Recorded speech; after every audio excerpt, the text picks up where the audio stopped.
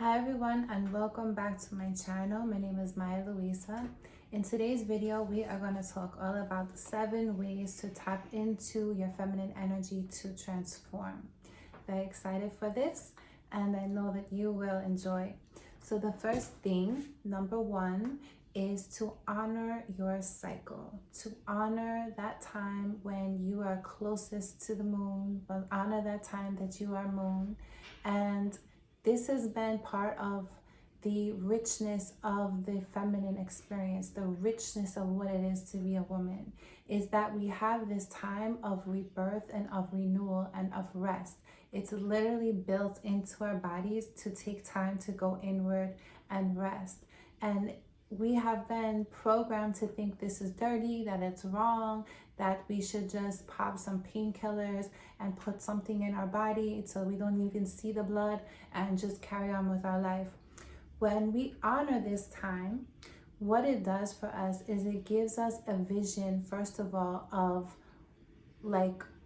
it's a report card for your life. It's literally the most honest report card of feedback of what is going on in your life, down to if you have pain or not, the quality of what it looks like.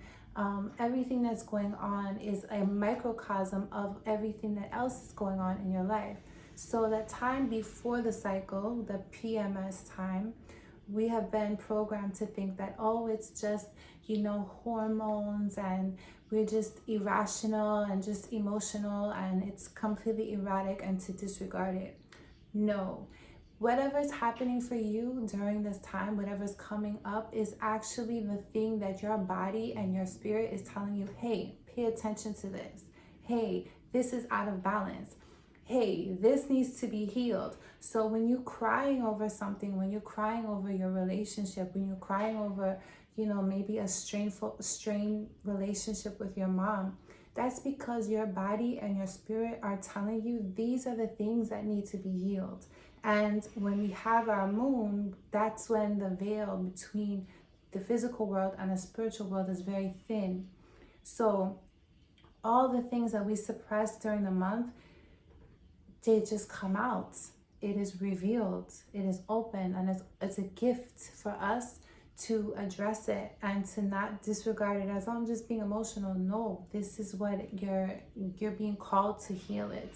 It's coming to the surface to be healed, and that is the gift. Because when we actually take the time to pay attention to what's coming up and to honor that and to address it, then we heal it. Then we can have intentionality towards moving towards a solution.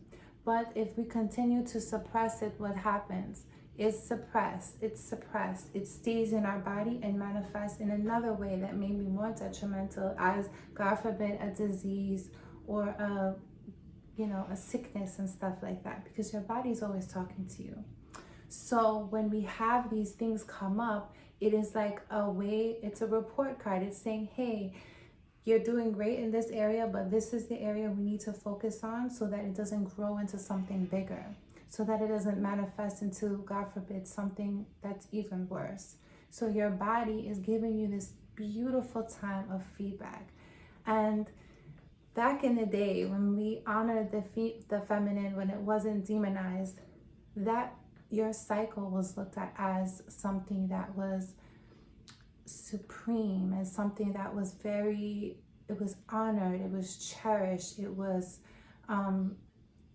because men don't have that. They have to go on vision quests, and they have to do other things. They have to do sweat lodges. All of that was created because they don't have that intrinsic time of rebirth, of renewal, of shedding the old. They don't have that in them. We do. And so when you're on your cycle, you're given all of these beautiful messages, these dreams and insight, and all of these things to help you, to guide you throughout your life, to guide you throughout the next 28 days or however long your cycle is.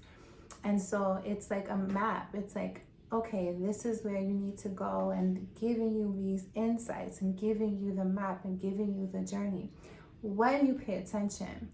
So oftentimes, I know I used to do in the past, just pop some painkillers and keep it moving. Your cycle, when you honor it, this is the transformation, because you rest. And when you rest, you have the capacity to dream. You have the capacity to receive the messages. You have the capacity to look within and have those moments of inward reflection to guide you throughout the next 28 days of your life. So resting and honoring your cycle in whatever way feels right for you. It might be just starting out with just, I'm going to lay down for 20 minutes. And that will lead to 40, to an hour, to 4 hours, to a day, till you're like scheduling your entire schedule around your cycle if it's regular. So if it's not regular, that's also something to look at. That's feedback, because your body is talking to you.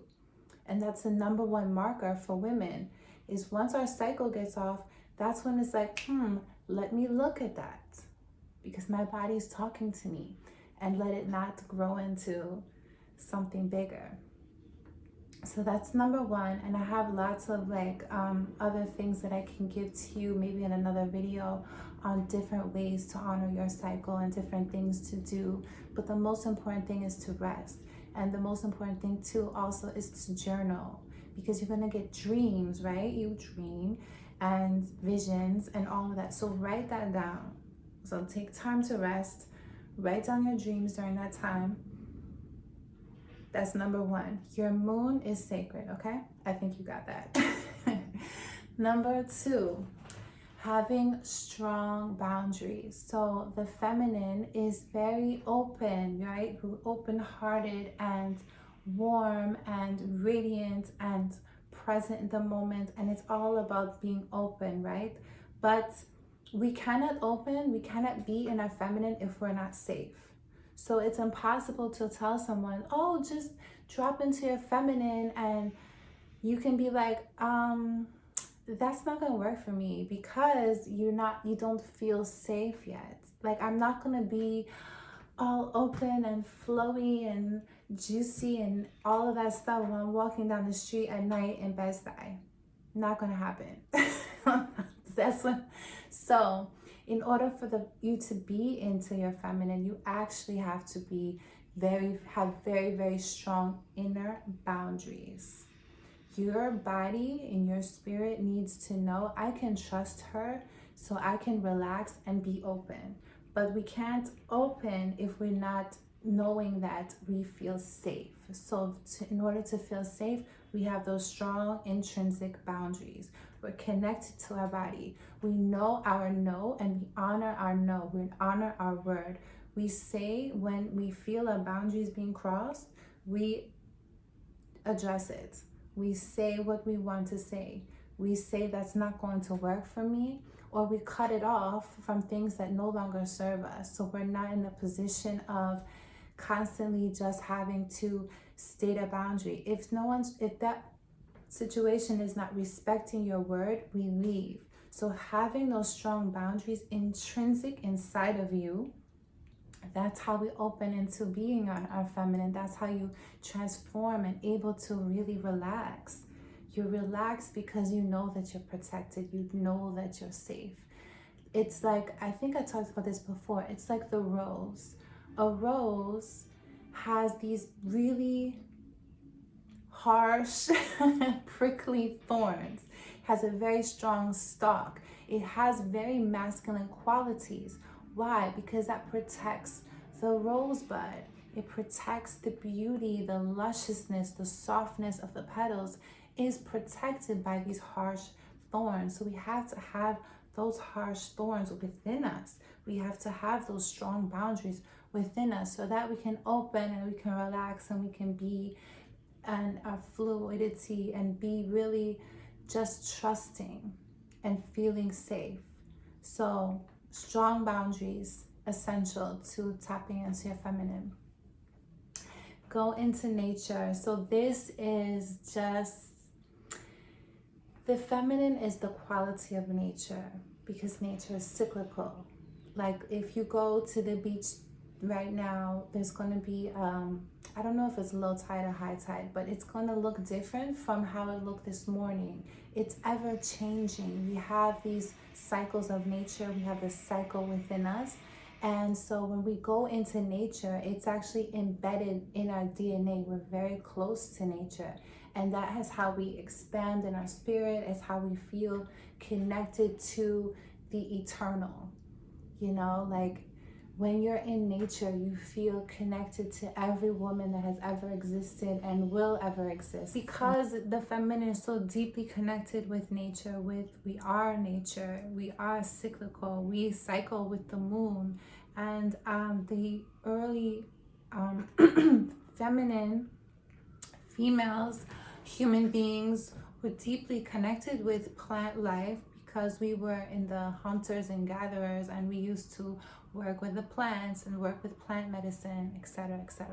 So deeply connected with nature. Nature is healing. Think about when you go to a big body of water, how do you feel? How it settles into your nervous system, and it just makes you feel held and supported by the divine. It helps you feel safe. It's deeply also cleansing to your spirit. So whenever I feel stress, whenever I feel any like tightness and constriction within me, I go to the ocean and I feel just washed, and I feel held, and I feel really cleansed spiritually. It cleanses my aura. So going into nature is essential. Even if, like, I know a lot of us are city girls and we live this city life, but even just sticking your feet in some dirt, that's what it helps to clean you. It helps to like clean you energetically because of the electromagnetic fields of the earth. It cleanses you from the bottom of your feet. So that is really good to just ground you, to help you feel connected, to help you to settle your nervous system, to help you to feel like not overwhelmed. It's so good. So connect with nature. And then when you like think about when you're at a river, when you're at an ocean, you do feel more just grounded. And you can definitely tap into your sensuality when you're around the water. You know, it just helps you to feel into that flow. So go into nature. And so these are my tips. These are not, you're not gonna find these anywhere, but essential, we're on number 4 now, is to take care of your vagina.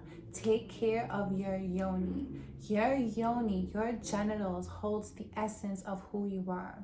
Your yoni, your vagina, I'm gonna use yoni, is a powerhouse. It stores a lot of your emotions, but also a lot of your creativity and your life force energy. It's held there. So if you have any stuckness, if you have any trauma, God forbid, if you have anything going on there and it's stuck, you can also that manifest as stuckness in your life. If you don't have a good financial flow, it might be because you have stuck trauma within your yoni that needs to be released. So taking care of your yoni, what does that mean? It's more than just washing her. I know that we have been so programmed to not be connected to this vital part of our body.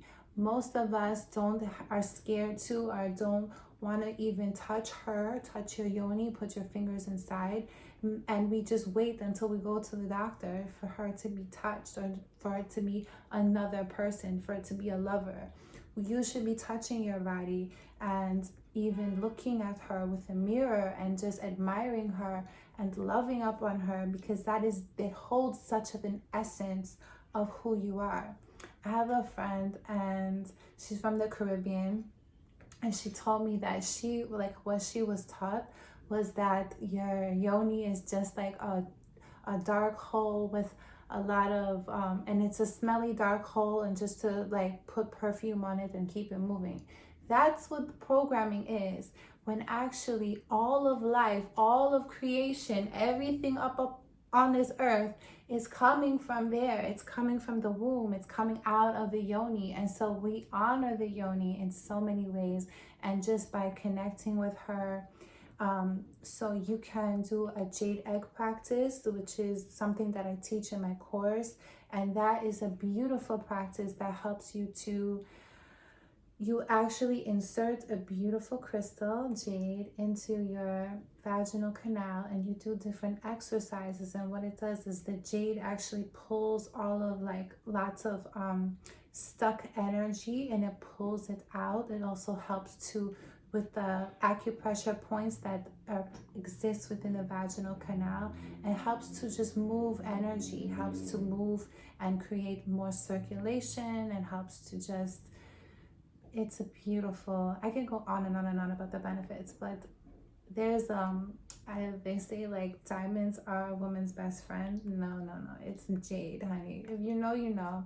So the jade is a beautiful practice, especially if you've had any like sexual trauma, because when you are working with the jade egg, it's you with your own body. So you get the time to connect, and you get the time to say when and where and how with your own practice of your own self-penetration and working that way. So how I do it is I bless the I teach in my course to bless the jade, to activate the jade with the crystal healing, and then we do different work with the breath and different exercises with the jade. So that's one way to honor. Another is vaginal steaming. I love vaginal steaming. And vaginal steaming, what that does is different herbs that work really well with your womb, and specific herbs. And you sit over something that is steaming those herbs, and the steam comes up and it pulls all of the toxins from your womb. It softens the tissues. It's just, it's amazing. So you never know how much tension you have. A lot of my clients have a lot of tension in their womb. They have a lot of stuck trauma in their womb from various things, from God forbid sexual trauma, to giving birth, to having a traumatic birth, to having traumatic procedures done. If you've had any fertility procedures, can be really, really harsh on your cervix and on your womb space. And so it's just a beautiful way to connect with that part of your body that's like the essence of your feminine energy. So doing that, yoni egg, vaginal steaming, vaginal, so looking at your yoni, so gazing at her, looking at her, touching her in different ways that feel good to you. Just, you know, many of us we don't have this practice, and so we'll go to a doctor who we don't even know them, right? You don't meet your doctor until you're in the room with them, and you're allowing them to stick their hands in your body and all of these cold medical instruments inside of your body. But why not your own loving hands? You know, just to say prayers over your body, to say prayers over your yoni. So that I invite you, tap in. And number 5, connect with your body. So your body is the vehicle to your feminine energy. Your body, your feminine energy is everything from the neck down. And we have been taught to think of like this hierarchy, like the higher realms of the chakras are, it is all valuable. We get knowledge from the root of our body. We get knowledge from all of our body. And our body is always talking to us. So connecting and being present in the body is such a gift to yourself, and it's such a gift to the world. It is a gift to your lover. It's a gift to your husband, for you to be present in your body and to feel into your body and to feel into your cells. But a lot of us have this disconnect. A lot of us are sitting in front of computers all day. A lot of us just haven't, taken the time to really value that body connection. So when you're present in your body, you feel and you're open and you are more agile and you have more circulation and you have more energy and you have more life force pouring out of you. And that just makes you just sparkle and stand out and make you look juicy and feel amazing too. Not even just how you look, but how you feel, when you're connected to your body, you're connected to so much more of your energy, you know. So connecting to your body is your feminine energy. And so how I teach is I teach feminine energy through the body, because I can sit here all day and talk about feminine energy, and you can have it conceptually in your mind and you can think about it, but you don't get the benefit unless you're embodied, unless you're feeling it, unless you're living in the juice of life that is your feminine, is your water element of life. And so when you're opening and present in the body, that's when it just feels really good. But not only that, most people are so disconnected that when you are connected, you stand out like, whoa, who is that? People are gonna look up from their phone like, oh, wait a minute. Someone is just connected to that womb space and her hips, and she's just in her sensuality. Who's this? So yes, that is a gift. It is a gift for yourself, and it's a gift for your family and the world. Connect to your body. Number 6, meditate and prayer. So in order for us to be in our feminine, it means that we are current, that we are present, that we are in the present moment. We're not planning, thinking, strategizing. We're not thinking about this thing that happened to us 7 years ago and how dare that person. We are completely in the present moment, literally stopping to smell the flowers, literally basking in the beauty of the gift that is the present. And that is feminine energy, is being present. But in order to be present, we can't just say, be present. It's like, well, how? This shit is hard. It's like, there's a lot going on in my mind.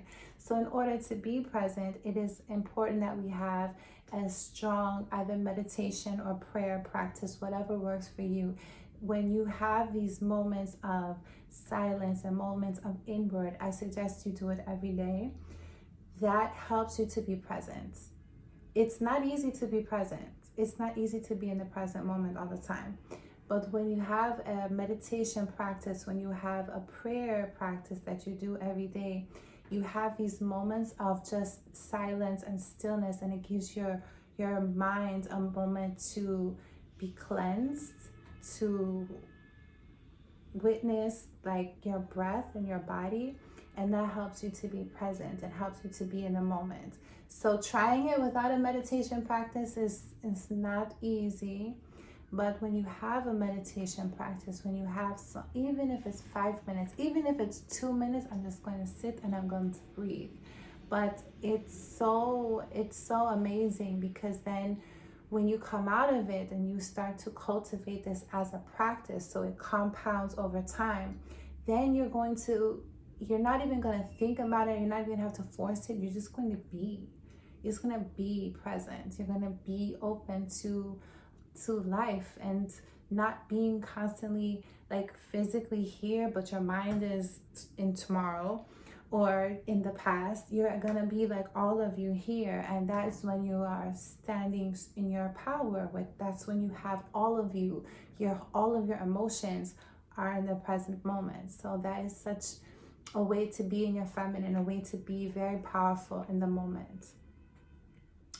Ooh, number 7. Think before you speak. I know a lot of women, we like to talk, right? Everyone likes to talk, men like to talk too. But I find that there are some women that use talking as a way of relaxing. They have they're verbally just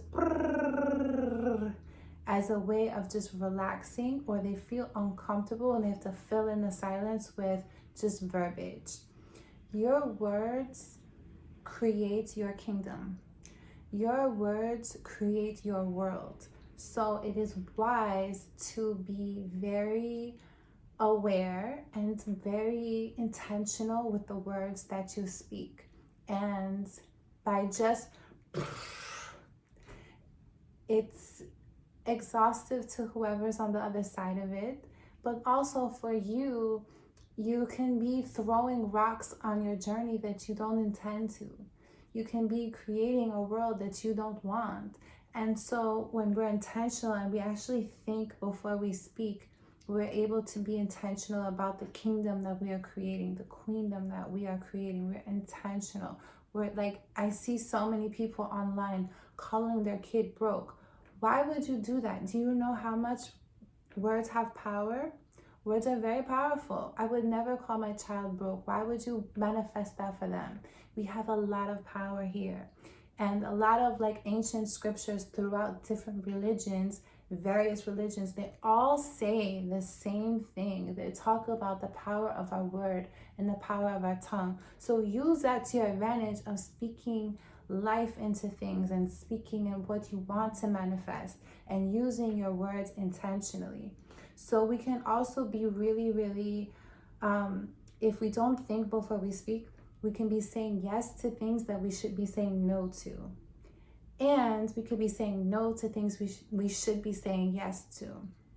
So I always talk about taking time before we answer, because sometimes we can get really excited. Like if we have a friend and she's like, oh, I want to drive to Miami and paint my house. And you're like, oh my God, that sounds like so much fun. A road trip, and we're gonna paint, and we're gonna talk, and we're gonna listen to all this nice music on the way down, girls trip, woo. And you get really excited, like, yeah, I'll go, I'll help you drive, let's go.